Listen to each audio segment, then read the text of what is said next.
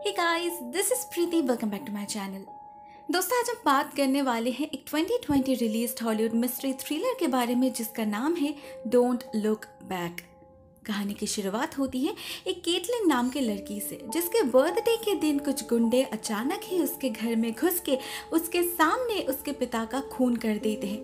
वो कुछ नहीं कर पाती क्योंकि उन लोगों ने उसे भी घायल कर दिया था, इतनी ब्रूटली कि पूरे 3 मिनट के लिए उसकी धड़कनें बंद हो चुकी थी। बट फॉर्चुनेटली भगवान की कृपा से डॉक्टर उसे फिर से जिंदा कर देते हैं। धीरे धीरे वक्त के साथ वो रिकवर करने लगती है।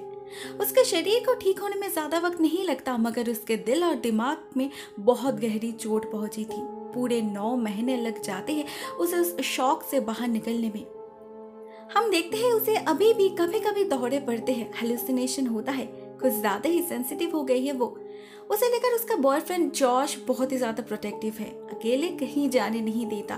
मगर ऐसा कब तक चलेगा? केटलिन को अपने डर से बाहर आना ही होगा।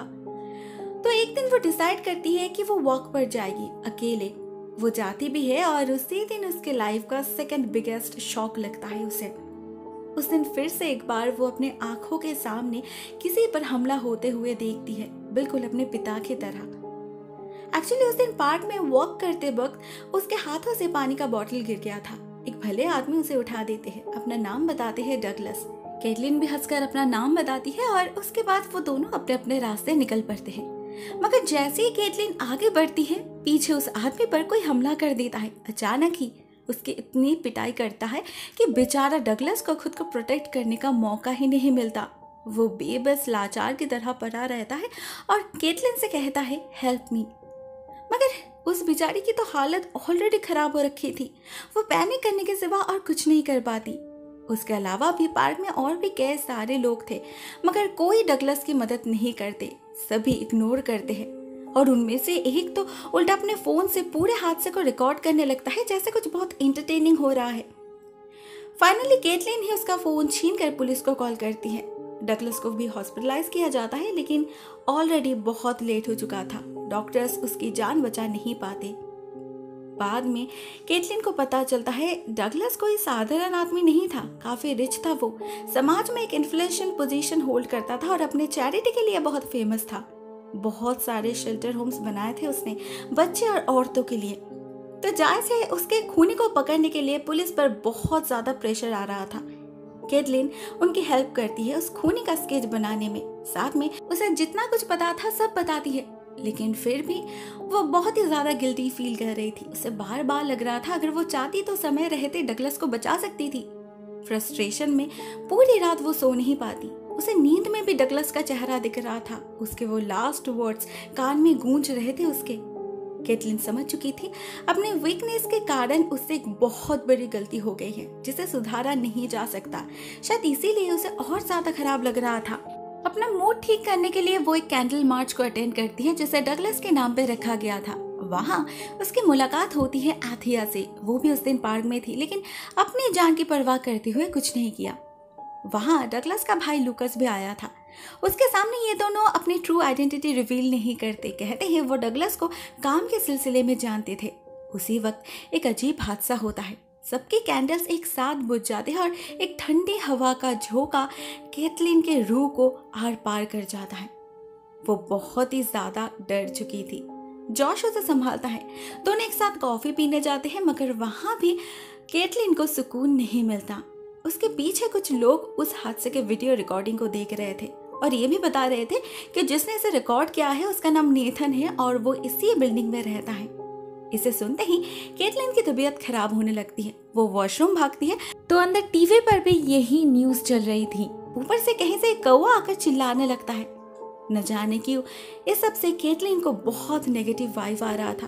वो जॉस से कहती भी है निकलने के लिए, मगर जैसे वो जाने लगती है ऊपर वाले फ्लोर से एक लाश आकर गिरती है उसके सामने। ये लाश नेथन की थी। किसी ने उसका खून कर दिया था। केटलिन जब ऊपर देखती है तो उसे क्लियरली खिड़की पर एक हुडेड फिगर नजर आता है, लेकिन वो उसका चेहरा देख नहीं पाती। बाद में न्यूज से उसे पता चलता है नेथन की मौत ठीक 9:12 पे हुई थी, ठीक उसी समय जब डगलस पर हमला हुआ था। क्या ये कोई कोइंसिडेंस है? पुलिस को उसके घर से एक सुसाइड नोट भी मिलती है जिससे साबित हो जाता है कि उसने सुसाइड की है। लेकिन केटलिन जानती थी ये झूठ है। नेथन को जरूर उस हुडेड व्यक्ति ने ही धक्का दिया होगा। तो वो अगले दिन सुबह होते ही पुलिस स्टेशन जा पहुंचती है। वहां बाकी सारे विटनेसेस को भी बुलाया गया था और साथ में लूकस को भी।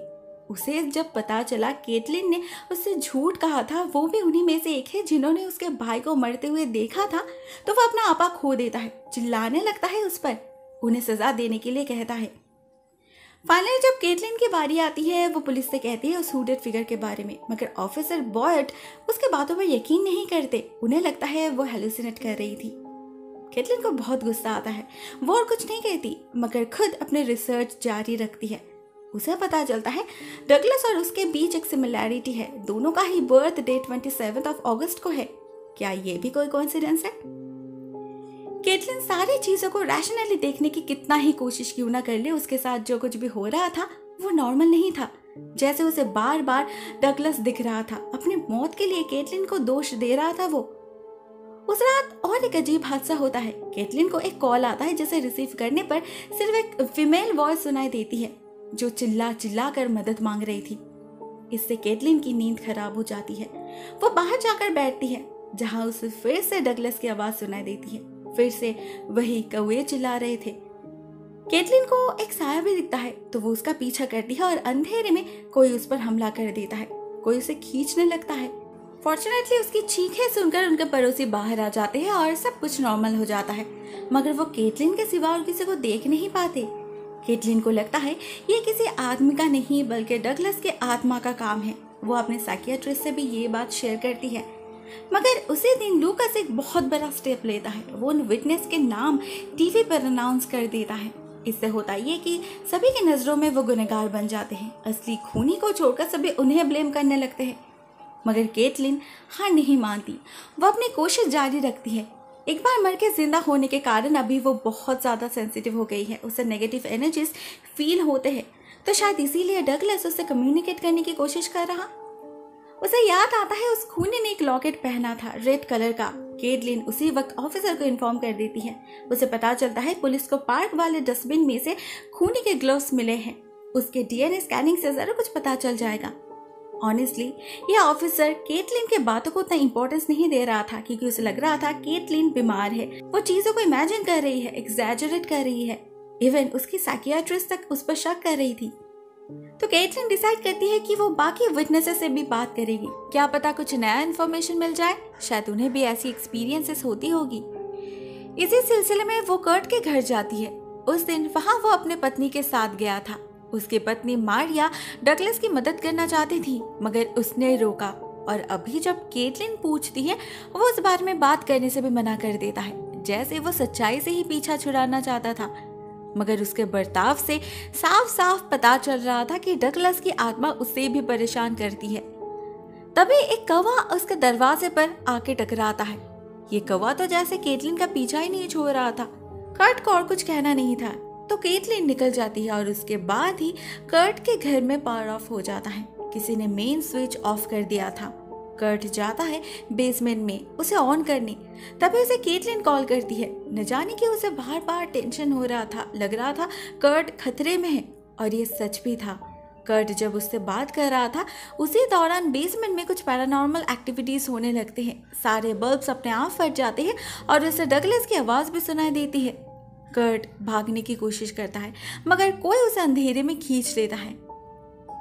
कुछ देर बाद केटलिन घर आ पहुंचती और उसे मिलती है कर्ट की लाश। किसी ने उसकी आंखें नोच ली थी। इस केस में ये थर्ड डेथ था, वो भी एग्जैक्टली 9/12 पर। केटलिन बिल्कुल श्योर थी ये सारे केसेस इंटर रिलेटेड है, मगर उसके साथ जो हो रहा था उसका मतलब भी उसे समझना था। दूसरों को यकीन दिलाना था कि वो पागल नहीं है।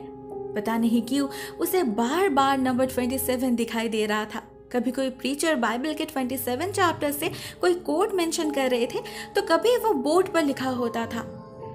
केटलिन को इसका मतलब जानना था, तो वो जाती है चर्च और वहां उसकी मुलाकात होती है लूकस से।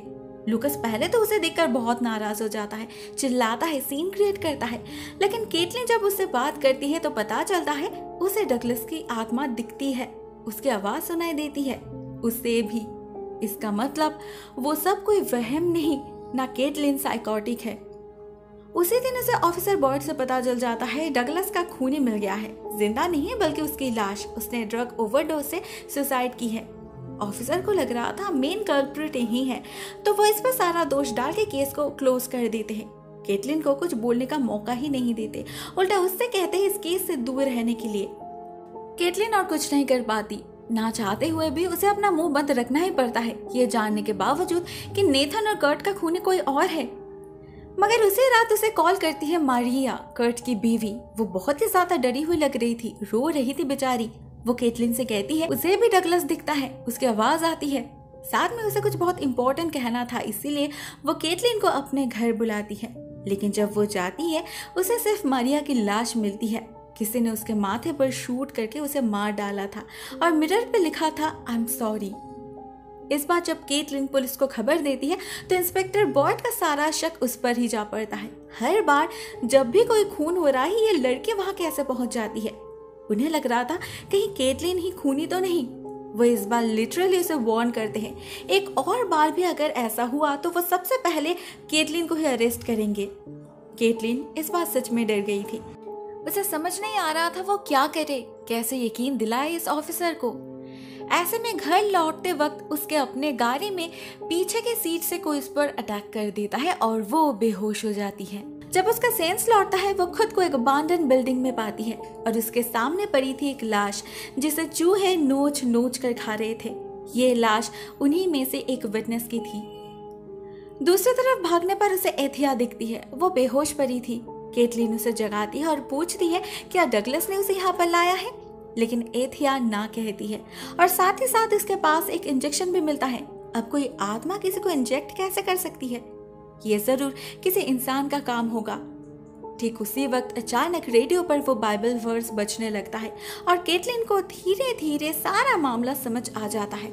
वो समझ पाती है ये सारे सच में ही साइंस थे, मगर वो भूल जगह कंसंट्रेट कर रही थी। सारे साइंस असल में उस वर्स की तरफ नहीं बल्कि उस चैप्टर की तरफ इशारा कर रहे थे, क्योंकि उस चैप्टर का नाम है बुक ऑफ ल्यूक। ल्यूक लूकस का शॉर्ट नेम है और कोई अदृश्य शक्ति बिल्कुल पहले से ही केटलिन को उसी की तरफ इशारा कर रही थी, उसे लूकस के हाथ से बचाने के लिए। वो ही तो है असली कल्प्रिट, लेकिन केटलिन समझ नहीं पाई।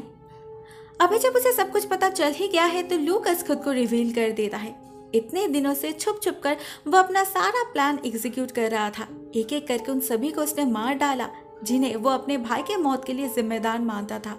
इन्हें जीने का कोई हक नहीं, मगर ये सारा दोष वो अपने ऊपर नहीं लेगा। प्लान को बहुत ही क्लेवरली डिजाइन किया है उसने। जिस बंदूक से मारिया का खून किया है उसी से यहाँ पर पड़े आदमी को भी शूट किया है उसने, और अभी उसी से एथिया को भी मार डालेगा वो। एंड फाइनली केटलिन को शूट करके उसके हाथ में थमा देगा इस बंदूक को। खेल खत्म। ऑफिसर बॉयड को तो पहले से ही केटलिन पर शक है, उसके पैरानोया के बारे में पता है, तो उन्हें यकीन हो जाएगा out of guilty feelings and frustration Caitlin ने ही उन सबका खून करके खुद सुसाइड की है। प्लान बहुत ही अच्छा था, मगर केटलिन इसे पूरा होने नहीं देती। लूकस को चकमा देकर भाग निकलती है वो। कहीं ना कहीं उसे यकीन था जो अदृश्य शक्ति उसे इतने दिनों से हिंट्स दे रही है वो उसे मरने नहीं देगी। कहीं से उसमें बहुत हिम्मत आ जाती है और वो हमला कर देती है लूकस पर। उससे उसकी बंदूक छीन लेती है, मगर फिर भी लूकस उस पर भारी पड़ रहा था। ऐसे में फिर से कौवा ही केटलिन की हेल्प करता है। लूकस तो हैरान हो चुका था, ऐसे वक्त ऐसे एक बंद कमरे में ये कौवा कहाँ से आ गया। और इसी हैरानी का फायदा उठाकर केटलिन उसी के बंदूक से उसे शूट कर देती है। गोली लूकस को छू के गुजर जाती है, उसकी जान नहीं जाती, सिर्फ बेहोश हो जाता है वो। केटलिन फिर से एक बार पुलिस बुलाती है, उन्हें सारा मामला समझाती है और खुद भी समझती है। उसे पता चल चुका था कौन उसे बचा रहा था, उसके पिता मिस्टर क्रैमर। वो मर के भी अपनी बेटी को प्रोटेक्ट कर रहे थे, लेकिन वो इविल प्रेजेंस झूठा नहीं था। डगलस की आत्मा सच में उसे हॉन्ट कर रही थी, मगर उसके पिता के रहते हुए शायद वो कुछ कर नहीं पाया। उधर जब लूकस हॉस्पिटल में पैरालाइज्ड हालत में पड़ा रहता है तो एथिया जाती है उससे मिलने, नहीं उसे कोसने नहीं बल्कि एक अनसुनी सच्चाई बताने। यहाँ पर रिवील होता है इस फिल्म का क्लाइमैक्स, जब उसे पता चलता है जिसके लिए उसने इतना सब कुछ किया, जिसके मौत को अवेंज करने के लिए खुद एक खूनी बन गया, वो कोई भला आदमी नहीं था। इंसान के शरीर में हैवान था उसका भाई। अपने शेल्टर्स में उसने जितने भी औरतों को पनाह दिया था सबको अपने हवस का शिकार बनाता था वो। डराता था उसकी बात ना मानने पर वो उन्हें शेल्टर से निकाल देगा, भूखे मरेंगे सब लोग। आथिया भी उन्हीं में से एक थी। उसके पति के मौत के बाद वो एक ह्यूज फाइनेंशियल क्राइसिस में पड़ गई थी। मजबूरन उसे उन शेल्टर में जाना पड़ा और जितने दिन वो वहां पर रही, हर दिन उसे डगलस का शिकार बनना पड़ा। किसी ने उसके बातों पर यकीन नहीं किया। सभी को लगा वो डगलस को डिफेम करने की कोशिश कर रही है। फाइनली उसने एक आदमी को हायर किया डगलस को पीटने के लिए। वो उसे मारना नहीं चाहती थी, वो गलती से मर गया। उस दिन पार्क में वो डगलस को मार खाते हुए देख नहीं गई थी, जानबूझकर। अपने करतूतों से खुश है वो, उसे कोई गिल्टी फीलिंग नहीं है। उस नरक के कीट को बिल्कुल वैसी मौत मिलनी चाहिए। लूकस सारी बातें सुनता है, कुछ बोल नहीं पाता, और बोलकर भी क्या होगा। अभी तो उसे अपने करतूतों पर ही पछतावा हो रहा था। उसका भाई ऐसा था। लेकिन अथिया के निकल जाने के साथ साथ फिर से वो कौवा कहीं से आ जाता है और उस पर हमला करके उसे मार डालता है। उसी के साथ साथ ये फिल्म भी यहीं पर खत्म हो जाती है। मगर एक सवाल रह जाता है, ये कौवा आखिर है कौन? क्या वो मिस्टर क्रैमर की आत्मा है या फिर कोई और? यहाँ पर जवाब दो हो सकते हैं। एक तो ये मिस्टर क्रैमर हो सकते हैं जो अपने बेटी को बचाने के लिए लूकस को मार डाला, या फिर ये वाला कौवा डगलस की आत्मा भी हो सकती है जो अपना राज छुपाने के लिए अपने भाई को मार डाला, क्योंकि उसे पता था एथिया जैसी नॉर्मल इंसान उसका कुछ नहीं कर पाएगी। लेकिन लूकस उसका भाई उसी की तरह इन्फ्लुएंशियल है, तो वो चाहे तो सच बाहर ला सकता है, उसे बदनाम कर सकता है जो वो होने नहीं दे सकता। इसीलिए उसका मुंह बंद करना जरूरी था। अब मुझे नहीं पता इनमें से कौन सा सही है, ये तो देखने वाले के पर्सपेक्टिव के ऊपर ही डिपेंड करता है ना। आपको कौन सा सही लगा कमेंट सेक्शन में जरूर बताना। आज के लिए बस इतना ही दोस्तों। Thank you so much for watching this video. बहुत जल्द मिलते हैं किसी और नए वीडियो के साथ। तब तक के लिए टेक केयर, टाटा।